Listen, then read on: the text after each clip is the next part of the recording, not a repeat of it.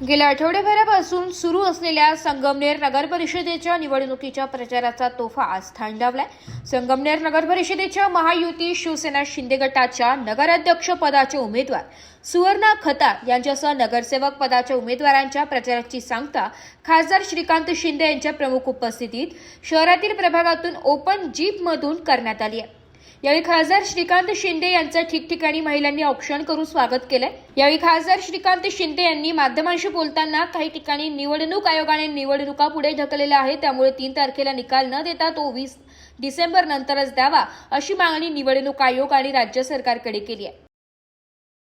मला इलेक्शन कमिशनला आता एक निवेदन करायचं आहे की आपण आता निवडणुका तर पुढे ढकललेल्याच आहेत, म्हणजे जिथे काहीच कारण नव्हतं उमेदवार जे आहेत ॲफिडेव्हिट लिहून द्यायला तयार होते सगळेचे सगळे 100% उमेदवार की आम्हाला निवडणुका ज्या आहेत ह्या आत्ताच्या आत्ता तुम्ही 2 तारखेला ज्या ठरलेल्या आहेत त्याच वेळेनुसार घ्या, पण तरी देखील इलेक्शन कमिशनने घेतलं नाही। आता निवडणुका तर तुम्ही पुढे ढकललेल्या आहेत। मला एवढंच सांगायचं आहे इलेक्शन कमिशनला आणि सरकारला सुद्धा, 2 तारखेला निवडणुका झाल्यानंतर लगेच 3 तारखेला मतमोजणी करू नका।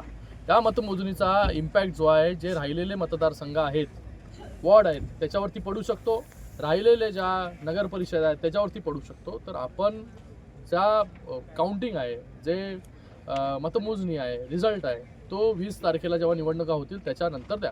त्यामुळे आता उद्या होणारी निवडणूक प्रक्रियेचा निकाल 3 डिसेंबर रोजी लागणार का, किंवा यावर राज्य निवडणूक आयोग काय निर्णय घेणार हे बघणं महत्त्वाचं असणार आहे।